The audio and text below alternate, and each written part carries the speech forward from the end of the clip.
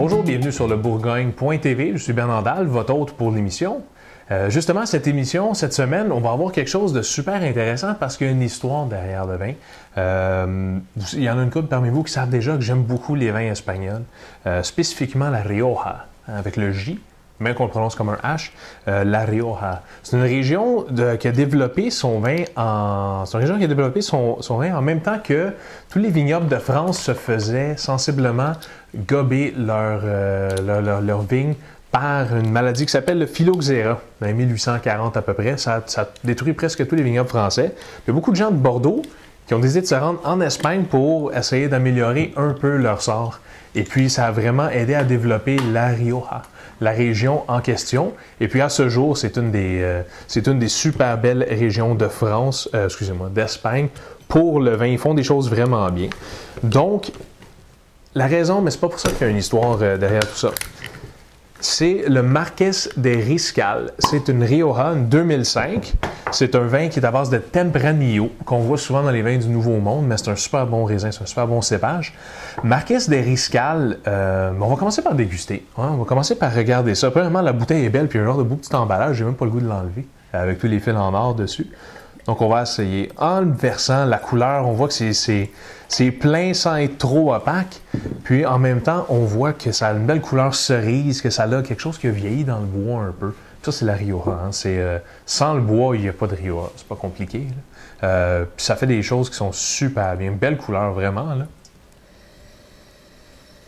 Ça sent intense, ça sent une petite odeur un peu animale. C'est comme un petit peu le cuir, un petit peu, quasiment un petit peu le cigare. Tu sais, ça donne l'impression de choses qui ont vieilli. C'est le bois qui donne ça, hein, le bois qui se mélange avec ça, les fûts de chêne. Donc, ça reste là longtemps.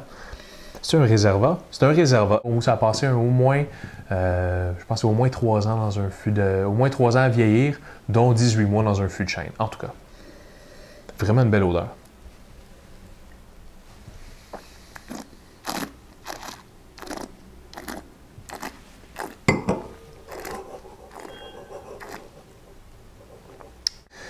C'est un vin qui est quand même corsé. Tu le goûtes, c'est-à-dire que c'est un vin qui prend un peu de place, mais en même temps qui n'est pas trop fort. Tu le pognes au début, tu es comme « Oh! » la première gorgée, puis après ça, ça se replace un peu. Ça a une certaine délicatesse. Dans le fond, on prend vraiment les genres de fruits mûrs qui sont dedans, mais en même temps, c'est quand même frais comme vin. On goûte un peu ça fait penser un peu à la forêt. Ils appellent ça le sous-bois. Mais ça a vraiment une impression un peu de forêt. Ça veut dire que tu goûtes vraiment le genre de vieillissement dedans. C'est super intéressant. Puis on a tellement des... Ça sent l'humidor.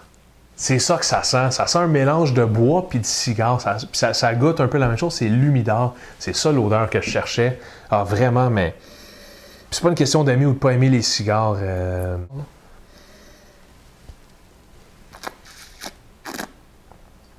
Oui, mais vraiment, en même temps, c'est frais, c'est vif.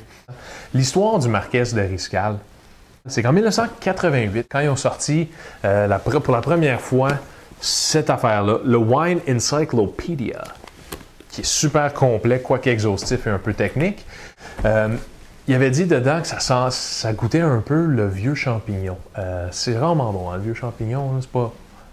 Puis, le bonhomme, le Marqués de Riscal, on le présume, dès qu'il a appris ça, il a envoyé son meilleur winemaker sur le champ pour dire « Écoute, va voir qu'est-ce qui se passe, s'il a raison. » Puis on commençait à goûter, puis il n'avait pas changé les barils depuis longtemps, qui n'était pas une pratique de toute façon. Les gens ne changeaient pas vraiment les barils souvent.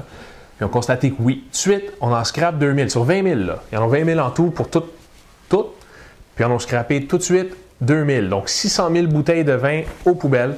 Puis ils se sont dit, un autre 2000 qu'on va changer d'ici 1 an, il faut faire ça vite, parce qu'ils avaient raison. Puis ensuite, à un coût de 2000 par année, pendant 10 ans, ils ont changé toutes leurs fûts. Puis vraiment, à ça, là, je lève mon chapeau.